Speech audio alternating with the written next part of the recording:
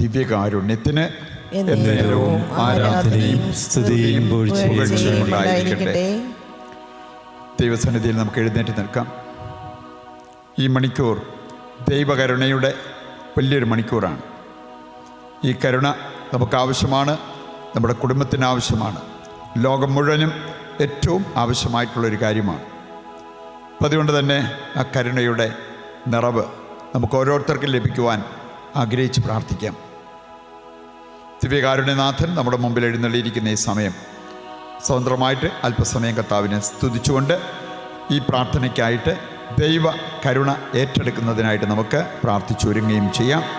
യേശുവേ നന്ദി, യേശുവേ സ്തുതി, യേശുവേ സ്തോത്രം. Hallelujah, hallelujah, hallelujah, hallelujah. കർത്താവേ, അവിടുത്തെ കരുണയ്ക്കായി ഞങ്ങൾ പ്രാർത്ഥിക്കുന്നു. കർത്താവേ, അങ്ങ് ഞങ്ങളുടെ മേൽ ചൊരിഞ്ഞ കാരുണ്യത്തിന് ഞങ്ങൾ നന്ദി പറഞ്ഞും പ്രാർത്ഥിക്കുന്നു. യേശുവേ നന്ദി, യേശുവേ സ്തുതി, യേശുവേ സ്തോത്രം. ലോകമാസകലമുള്ള നമ്മുടെ സഹോദരങ്ങളോട് ചേർന്ന് ഈ പ്രാർത്ഥനയിലേക്ക് നമുക്ക് പ്രവേശിക്കാം. നമ്മെല്ലാവരുടെ മേലും, പ്രത്യേകിച്ച് ആരെയെല്ലാം നമ്മളിപ്പോൾ ഓർത്ത് പ്രാർത്ഥിക്കുന്നു, ആർക്കെല്ലാം വേണ്ടി കർത്താവിൻ്റെ മുമ്പിൽ നമ്മൾ യാചിക്കുന്നുവോ അവർക്കെല്ലാം ദൈവകരുണ ലഭിക്കുവാൻ ആഗ്രഹിച്ചുകൊണ്ട് നമുക്ക് പ്രാർത്ഥിക്കാം. ഈശോയുടെ തിരുഹൃദയത്തിൽ നിന്ന് ഞങ്ങൾക്ക് കാരുണ്യ സ്രോതസ്സായി ഒഴുകിയിറങ്ങിയ തിരുരക്തമേ, തിരുജലമേ, ഈശോയുടെ തിരുഹൃദയത്തിൽ നിന്ന് ഞങ്ങൾക്ക് കാരുണ്യ സ്രോതസ്സായി ഒഴുകിയിറങ്ങിയ തിരുരക്തമേ, തിരുജലമേ, ഈശോയുടെ തിരുഹൃദയത്തിൽ നിന്ന് ഞങ്ങൾക്ക് കാരുണ്യ സ്രോതസ്സായി ഒഴുകിയിറങ്ങിയ തിരുരക്തമേ, തിരുജലമേ, ദൈവസന്നിധിയിലിരുന്നു കൊണ്ട് അല്പസമയം നമ്മൾ ദൈവ കരുണയെക്കുറിച്ച് വചന വെളിച്ചത്തിൽ ധ്യാനിക്കുക. ദൈവ കരുണയെക്കുറിച്ചുള്ള ധ്യാന ചിന്തകളിൽ ഇന്ന് നമ്മൾ ചിന്തിക്കുന്നത് കരുണയ്ക്ക് നമ്മെ യോഗ്യരാക്കുന്ന ഒരു പ്രധാനപ്പെട്ട കാര്യമാണ്. ദൈവവചന വെളിച്ചത്തിൽ ചിന്തിച്ചാൽ നമുക്ക് പഠിക്കാൻ എളുപ്പമുള്ള ഒരു കാര്യമാണ്.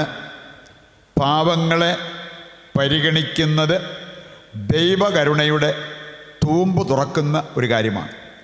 പാവങ്ങളെ പരിഗണിക്കാൻ നമുക്ക് സാധിക്കുന്നുവെങ്കിൽ ദൈവകരുണയ്ക്ക് അതിലൂടെ നമ്മൾ യോഗ്യരാകും. നമ്മൾ കാണുന്നുണ്ട് ദൈവത്തിന് കൊടുത്തിരിക്കുന്ന പല ശീർഷകങ്ങൾ. ലൂക്കാസ് സുവിശേഷകൻ നൽകുന്ന ഒരു പ്രധാനപ്പെട്ട ശീർഷകം, ഒരു ടൈറ്റിൽ നമുക്ക് കാണാൻ പറ്റും. അനാവിം. അനാവിം എന്ന് പറഞ്ഞാൽ ഗാഡ് ഓഫ് ദ പുവർ, പാവങ്ങളുടെ ദൈവം എന്ന് പറഞ്ഞാൽ ദൈവം പാവങ്ങളുടെ പക്ഷത്താണ്. അതുകൊണ്ട് തന്നെ പാവങ്ങളുടെ പക്ഷം ചേരുന്ന, അവരെ പരിഗണിക്കുന്ന വ്യക്തികൾക്ക് ദൈവത്തിൻ്റെ സ്നേഹം ലഭിക്കും, ദൈവത്തിൻ്റെ കാരുണ്യം അവർക്ക് ഉറപ്പിക്കാൻ സാധിക്കും എന്നുള്ള ആ സന്ദേശം ബൈബിളും നമുക്ക് നൽകുന്നുണ്ട്. നമ്മളേതാനും വചനങ്ങളുടെ വെളിച്ചത്തിൽ ഇത് ചിന്തിക്കുമ്പോൾ ഇത് വലിയൊരു സത്യമാണ് എന്നുള്ളത് നമുക്ക് മനസ്സിലാക്കാൻ പറ്റും. സുഭാഷിതങ്ങൾ 19-ാം അധ്യായത്തിൻ്റെ 17-ാമത്തെ വചനം. സുഭാഷിതങ്ങൾ 19:17 നമ്മൾ കാണുന്നു, ദരിദ്രരോട് ദയ കാണിക്കുന്നവൻ കർത്താവിനാണ് കടം കൊടുക്കുന്നത്, അവിടുന്ന് അത് വീട്ടിയിരിക്കും. ദരിദ്രരോട് ദയ കാണിക്കുന്നവർ കർത്താവിനാണ് കടം കൊടുക്കുന്നത്. എത്ര കൃത്യമായിട്ട് വചനം നമ്മെ ഓർമ്മിപ്പിക്കുന്നു. ഈ വലിയ സന്ദേശം മത്തായിയുടെ സുവിശേഷം 25-ാം അധ്യായത്തിലൂടെ കടന്നു പോകുമ്പോൾ കർത്താവ് പ്രത്യേകമോടെ എടുത്തു പറയുന്നുണ്ട്, നീ ഇത് എൻ്റെ എളിയവരിൽ ഒരാൾക്ക് ചെയ്തപ്പോൾ എനിക്ക് തന്നെയാണ് ചെയ്തത്. എൻ്റെ എളിയവരിൽ ഒരാൾക്ക് നീ ഇത് ചെയ്യാതിരുന്നപ്പോൾ എനിക്ക് തന്നെയാണ് ചെയ്യാതിരുന്നത്. പറയുന്നുണ്ട്, പാവങ്ങളെ ദൈവത്തിൻ്റെ നാമത്തിൽ നമ്മൾ സഹായിക്കുമ്പോൾ, ദൈവത്തോടുള്ള സ്നേഹത്തെ പ്രതി നമ്മൾ സഹായിക്കുമ്പോൾ അത് ദൈവകരുണയ്ക്കുള്ള ഒരു നിക്ഷേപമായിട്ട് മാറുകയാണ് എന്ന് നമുക്ക് തിരിച്ചറിയാം. സുഭാഷിതങ്ങൾ 28-ാം അധ്യായത്തിൻ്റെ 27-ാമത്തെ വചനവും ഇതേ സന്ദേശം സ്ഥാപിക്കുന്നത് നമുക്ക് കാണാൻ പറ്റും. ഇവിടെ പറഞ്ഞിരിക്കുന്നത്, ദരിദ്രർക്ക് ദാനം ചെയ്യുന്നവൻ ക്ഷാമം അനുഭവിക്കില്ല. ദരിദ്രർക്ക് ദാനം ചെയ്താൽ, അത് ആർക്കും ആകട്ടെ, ദരിദ്രരെ കർത്താവിനോടുള്ള സ്നേഹത്തെ പ്രതി ദൈവനാമത്തിൽ നാം സഹായിക്കുന്നെങ്കിൽ അവിടെ പറഞ്ഞിരിക്കുകയാണ്, അങ്ങനെയുള്ളവർ ഒരിക്കലും ക്ഷാമം അനുഭവിക്കില്ല. സാമ്പത്തിക മേഖലയിൽ ക്ഷാമം വരില്ല, കടബാധ്യതകൾ വരില്ല. അപ്പം പിന്നെ ആത്മീയ മേഖലയെക്കുറിച്ച് നമുക്ക് ചിന്തിക്കാൻ പറ്റും. ഒരിക്കലും നമുക്ക് ദൈവകരുണയ്ക്കൊരു ക്ഷാമം ഉണ്ടാകില്ല. പക്ഷെ അവിടെ പറഞ്ഞിരിക്കുകയാണ്, അവരുടെ മേൽ കണ്ണടയ്ക്കുന്നവന് ശാപത്തിൻ്റെ മേൽ ശാപം. ദരിദ്രരോട് ദയ കാണിക്കുന്നവൻ ഒരിക്കലും ക്ഷാമം അനുഭവിക്കില്ല. അവരുടെ നേരെ കണ്ണടയ്ക്കുന്നവന് നാശം നിപതിക്കും എന്നുള്ളത് വചനം നമ്മെ ഓർമ്മിപ്പിക്കുന്ന കാര്യമാണ്. ഇതിൻ്റെ വെളിച്ചത്തിൽ ഏതാനും കാര്യങ്ങൾ ആദ്യമായിട്ട് തന്നെ നമ്മൾ ചിന്തിക്കുന്നത്, പാവങ്ങളെ സഹായിക്കാനുള്ളൊരു കടമ ഉള്ളവരാണ് നാം ഓരോരുത്തരും. ദൈവമക്കളിൽ നിക്ഷിപ്തമായിരിക്കുന്നൊരു കടമയാണ് പാവങ്ങളെ സഹായിക്കുക എന്നുള്ളത്. ഗലാത്യർ 2-ാം അധ്യായം 10-11 വചനങ്ങൾ എടുക്കുമ്പോൾ പൗലോസ്ലീഹ പ്രത്യേകം വ്യക്തമാക്കുന്നൊരു കാര്യമുണ്ട്. പൗലോസിനെ ശുശ്രൂഷയ്ക്കായിട്ട് നിയോഗിച്ചപ്പോൾ അവനൊരു ദൈവാനുഭവം ഉണ്ടായി. അതിനുശേഷം ദൈവരാജ്യത്തിന് വേണ്ടി പ്രവർത്തിക്കാൻ തീഷ്ണതയുള്ളവനായി പൗലോസ് മാറി. പത്രോസും മറ്റ് ശിഷ്യന്മാരും അവനെ നിയോഗിച്ചപ്പോൾ പൗലോസ് പറയാണ്, എനിക്ക് നൽകപ്പെട്ട ഏക ഉപദേശം ഇതായിരുന്നു, പാപങ്ങളെക്കുറിച്ച് നിനക്ക് ചിന്ത വേണം, കരുതൽ വേണം. അപ്പോൾ നോക്കിയേ, ഏക ചിന്ത, അവന് നൽകപ്പെട്ട ഏക ചിന്ത, അപ്പസ്തോലന്മാർ അവന് കൊടുത്ത ഏക നിർദ്ദേശം, ഉപദേശം ഇതായിരുന്നു, പാപങ്ങളെക്കുറിച്ച് നിനക്ക് ചിന്ത വേണം. പാപങ്ങളെ പരിഗണിക്കുന്നതിൽ ഒരു കാരണവശാലും നിനക്ക് വീഴ്ച വരരുത്. ഇതാണ് പത്രോസും മറ്റ് അപ്പസ്തോലന്മാരും എനിക്ക് നൽകിയ ഏക നിർദ്ദേശം എന്നാണ് പൗലോസ്ലീഹ പറഞ്ഞിട്ടുള്ളത്. അതാണ് നിങ്ങൾ ഗലാത്യർ 2-10-11 വചനങ്ങൾ വായിക്കുമ്പോൾ കാണുക. നിയമാവർത്തന പുസ്തകം 15-ാം അധ്യായത്തിൻ്റെ 7-ാമത്തെ വചനം, ദരിദ്രർക്ക് സഹായം നിരസിക്കരുത്. സഹായം അർഹിക്കുന്ന ദരിദ്രർ നമ്മുടെ മുമ്പിൽ വരുമ്പോൾ സഹായം നിരസിക്കരുത്. വീണ്ടും നിയമാവർത്തനം 15-ൽ തന്നെ 17-ാമത്തെ വചനം കൂടി എടുത്താൽ, 7-ാമത്തെ വചനം നമ്മൾ കണ്ടു, 17-ാമത്തെ വചനവും അവിടെ പറയുകയാണ്, ദരിദ്രർക്ക് കൈ അയച്ചു കൊടുക്കുക. എന്തെങ്കിലും ഒരു കൊടുത്തെന്ന് വരുത്താൻ വേണ്ടി കൊടുക്കുന്നത് പോലെയല്ല. ഇവിടെ പറഞ്ഞിരിക്കുകയാണ്, ദരിദ്രർക്ക് കൊടുക്കുമ്പോൾ ഉദാരത കാണിക്കണം, കൈ അയച്ചു കൊടുക്കുക, അപ്പോൾ നീ അനുഗ്രഹിക്കപ്പെടും എന്നാണ് വചനം പറയുക. പ്രഭാഷകൻ 29-9 വചനം എടുത്താൽ, പ്രഭാഷകൻ 29-9, കൽപ്പനകളെ പ്രതി ദരിദ്രരെ സഹായിക്കണം. കൽപ്പന പാലിക്കുന്നവരായിട്ടും നമ്മൾ മാറാൻ ആഗ്രഹിക്കുന്നുണ്ടെങ്കിൽ ശരിക്കും അതാണ് ദൈവത്തെ നമ്മൾ സ്നേഹിക്കുന്നു എന്നതിൻ്റെ അടയാളം. യോഹന്നാൻ 14-15 പറയുന്നുണ്ട്, നിങ്ങളെന്നെ സ്നേഹിക്കുന്നുവെങ്കിൽ എൻ്റെ കൽപ്പനകൾ പാലിക്കും. കൽപ്പനകളെ പ്രതി ദരിദ്രരെ സഹായിക്കുവിൻ എന്നാണ് ഈ വചനത്തിൽ നമ്മൾ കാണുക. പ്രഭാഷകൻ 29-9 വചനം. വീണ്ടും പ്രഭാഷകൻ 4-4 കൂടി എടുക്കുകയാണെങ്കിൽ, ദരിദ്രരിൽ നിന്നും മുഖം തിരിക്കരുത്. ദരിദ്രരിൽ നിന്നും മുഖം തിരിച്ചു കളയാതെ ദരിദ്രരെ സഹായിക്കുന്നവരുടെ നേരെ കർത്താവിൻ്റെ മുഖം തിരിഞ്ഞിരിക്കും. അവർക്ക് എപ്പോഴും കർത്താവിൽ നിന്ന് സഹായം ലഭിക്കും എന്നുള്ളത് നമുക്ക് മനസ്സിലാക്കിയിരിക്കാം. സുഭാഷിതങ്ങൾ 21-13 വചനം കൂടി എടുത്താൽ അവിടെ പറയുന്നുണ്ട്, ദരിദ്രൻ്റെ നിലവിളിക്ക് ചെവി കൊടുക്കാത്തവന് വിലപിക്കേണ്ടി വരും. ദരിദ്രൻ നിലവിളിക്കുമ്പോൾ അവനെ സഹായിക്കുന്നില്ലെങ്കിൽ നമ്മൾ പിന്നീട് വിലപിക്കേണ്ടി വരും എന്നാണ് ദൈവവചനം നമ്മെ ഓർമ്മിപ്പിക്കുക. രണ്ടാമതായിട്ട് നമുക്ക് ചിന്തിക്കാൻ പറ്റുന്നത്, ദരിദ്രരെ സഹായിച്ചാൽ എന്ത് പ്രതിഫലം ലഭിക്കും എന്നുള്ളത് വചനം കൃത്യമായിട്ട് നമ്മളെ പഠിപ്പിക്കുന്നുണ്ട്. അത് ചെറിയ പ്രതിഫലമൊന്നും അല്ല എന്ന് ഏതാനും വചനങ്ങൾ വായിച്ചു കഴിഞ്ഞാൽ, വചനം ധ്യാനിച്ചു കഴിഞ്ഞാൽ നമുക്ക് മനസ്സിലാകും. മത്തായി 19-21 വചനം, എല്ലാ കൽപ്പനകളും തന്നെ ചെറുപ്പം മുതൽ പാലിച്ചു വരുന്നവനെന്ന് പറഞ്ഞ ഒരു ചെറുപ്പക്കാരൻ്റെ മുഖത്ത് നോക്കി കർത്താവ് പറഞ്ഞൊരു കാര്യമാണ്. അതാണ് മത്തായി 19-21 വായിച്ചാൽ നമ്മൾ കാണുക. പൂർണ്ണത കൈവരിക്കാൻ നീ ആഗ്രഹിക്കുന്നുണ്ടെങ്കിൽ നിനക്കുള്ളതെല്ലാം വിറ്റ് ദരിദ്രർക്ക് കൊടുക്കുക, എന്നിട്ട് നീ എന്നെ അനുഗമിക്കുക, അപ്പോൾ നിനക്ക് പൂർണ്ണത കൈവരിക്കാൻ സാധിക്കും. അതാണ് മത്തായി 19-21 വചനം തരുന്ന സന്ദേശം. പ്രഭാഷകൻ 7:32 അവിടെയും പറഞ്ഞിട്ടുണ്ട്, ദരിദ്രരെ സഹായിക്കുന്നവർ പൂർണ്ണത കൈവരിക്കും. ദരിദ്രരെ സഹായിച്ചാൽ നീ അനുഗ്രഹപൂരിതനാകും. ഇതെല്ലാം കൃത്യമായിട്ട് ദൈവവചനം നമ്മെ പഠിപ്പിക്കുന്ന കാര്യങ്ങളാണ്. ലൂക്കായുടെ സുവിശേഷം 14:13 മുതൽ വായിക്കുമ്പോൾ അവിടെ നമ്മൾ കാണുന്നുണ്ട്, നീ ഒരു വിരുന്ന് കൊടുക്കുന്നുണ്ടെങ്കിൽ നീ ചെയ്യേണ്ടത് ദരിദ്രരെ വിളിച്ച് വിരുന്ന് കൊടുക്കുക. അപ്പോൾ അവർക്ക് നിന്നെ തിരിച്ചു വിളിച്ചൊരു വിരുന്ന് തരാൻ പറ്റാത്തത് കൊണ്ട് സ്വർഗസ്ഥനായ പിതാവ് നിനക്കതിനുള്ള പ്രതിഫലം നൽകും.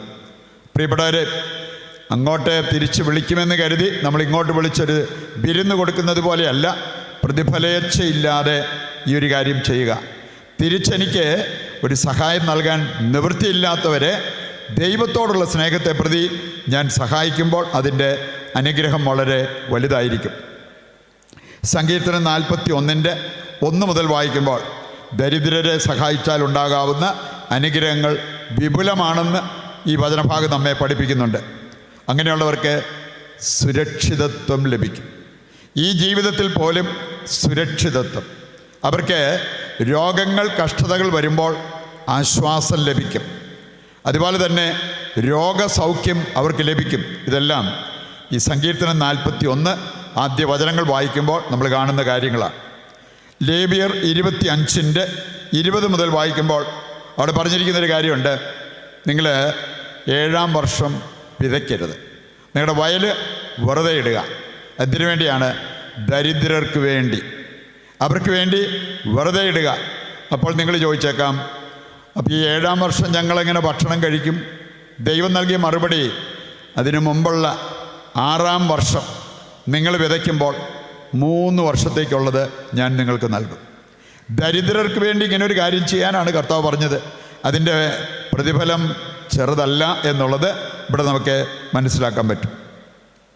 അവസാനമായിട്ട് നമ്മൾ ചിന്തിക്കേണ്ട ഒരു കാര്യം, ദരിദ്രരെ ചൂഷണം ചെയ്താൽ, സഹായിക്കേണ്ടവരാണ് നമ്മൾ, സഹായിക്കുന്നുമില്ല, പകരം ചൂഷണം ചെയ്താൽ എന്ത് സംഭവിക്കാം? വചനം കൃത്യമായിട്ട് നമ്മളെ പഠിപ്പിക്കുന്നുണ്ട്.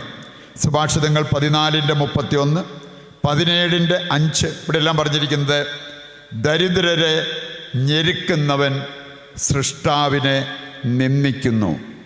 ദരിദ്രരെ ഞെരുക്കുന്നവൻ ചെയ്യുന്നത് സൃഷ്ടാവായ ദൈവത്തെ തന്നെ നിന്ദിക്കുകയാണ്. സുഭാഷിതങ്ങൾ 28:3 വചനം, ദരിദ്രരെ പീഡിപ്പിക്കുന്നവർ ഭക്ഷ്യവിളകൾ നശിപ്പിക്കുന്ന പേമാരി പോലെയാണ്. നമുക്കറിയാം, ഒരു കൊടുങ്കാറ്റ് വന്നാൽ ചിലപ്പോൾ എന്തുമാത്രം നാശനഷ്ടങ്ങൾ വരും. ഒരു വെള്ളപ്പൊക്കം വന്നാൽ എന്തുമാത്രം നാശനഷ്ടങ്ങൾ വരാം. ഏതാണ്ട് അതുപോലെയാണ് ദരിദ്രരെ പീഡിപ്പിക്കുന്നവർ ഭക്ഷ്യവിളകൾ നശിപ്പിക്കുന്ന പേമാരി പോലെയാണ്. പ്രഭാഷകൻ 21:8 വായിച്ചാൽ, അന്യൻ്റെ പണം കൊണ്ട് വീട് പണിയുന്നവൻ സ്വന്തം ശവകുടീരത്തിനുള്ള കല്ല് ശേഖരിക്കുന്നവനെ പോലെയാണ്. എന്ന് പറഞ്ഞാൽ, എൻ്റെ സമ്പത്തല്ല, മറ്റുള്ളവർക്ക് അർഹമായത് ഞാൻ തട്ടിയെടുത്തിട്ട് അതുകൊണ്ട് ഞാൻ ബംഗ്ലാവ് പണിതാൽ എങ്ങനെ ഇരിക്കും എന്നുള്ളത് വചനം പഠിപ്പിക്കുക. ജോബ് 20-ാം അധ്യായം 19 മുതൽ വായിച്ചാൽ അവിടെ പറഞ്ഞിട്ടുണ്ട്, താൻ പണിയാത്ത വീട് എന്ന് പറഞ്ഞാൽ മറ്റാരോ പണിതതാണ്, അത് പിടിച്ചെടുത്തിട്ട് നീ അതിൽ ജീവിക്കുന്നു.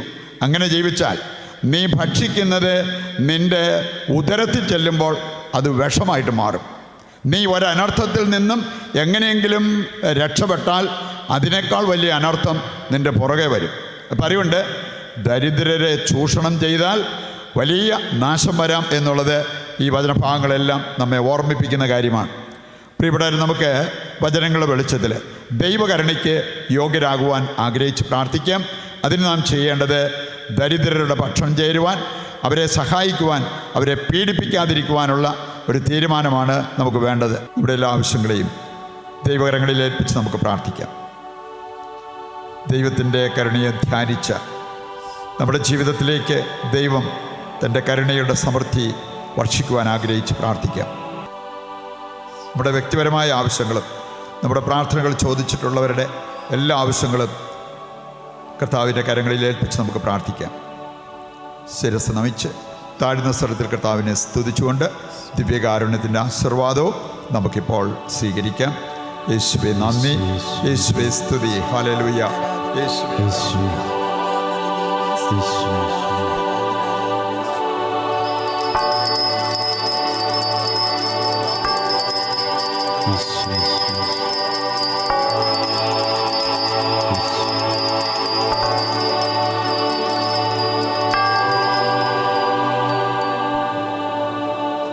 പരിശുദ്ധ പരമമാ ദിവ്യകാരുണ്യമേ, എന്നുമെന്നും അങ്ങേക്കാരാധന. പരിശുദ്ധ പരമമാ ദിവ്യകാരുണ്യമേ, എന്നുമെന്നും അങ്ങേക്കാരാധന. പരിശുദ്ധ പരമമാ ദിവ്യകാരുണ്യമേ, എന്നുമെന്നും അങ്ങേക്കാരാധന. പരിശുദ്ധ അമ്മയുടെ വിമല ഹൃദയത്തിൽ നമ്മയും നമ്മുടെ എല്ലാ നിയോഗങ്ങളെയും പ്രതിഷ്ഠിച്ച് നമുക്ക് പ്രാർത്ഥിക്കാം. നന്മ നിറഞ്ഞ മറിയമേ സ്വസ്തി, കർത്താവ് അങ്ങയുടെ കൂടെ സ്ത്രീകളിൽ അങ്ങ് അനുഗ്രഹിക്കപ്പെട്ടവളാകുന്നു. അങ്ങയുടെ ഉദരത്തിൻ ഫലമായി ഈശോ അനുഗ്രഹിക്കപ്പെട്ടവനാകുന്നു. ഞങ്ങൾക്ക് വേണ്ടി ഇപ്പോഴും ഞങ്ങളുടെ മരണസമയത്തും തമ്പുരാനോട് അപേക്ഷിച്ചുകൊള്ളണമേ. ആമേൻ. ഞങ്ങളുടെ സഹായമായ പരിശുദ്ധ മറിയമേ, ഞങ്ങൾക്ക് വേണ്ടി അപേക്ഷിക്കണമേ. വിശുദ്ധ ഫൗസ്റ്റീനായേ, ഞങ്ങൾക്ക് വേണ്ടി അപേക്ഷിക്കണമേ. ഈശോ മിശിഹായ്ക്ക് സ്തുതിയായിരിക്കട്ടെ.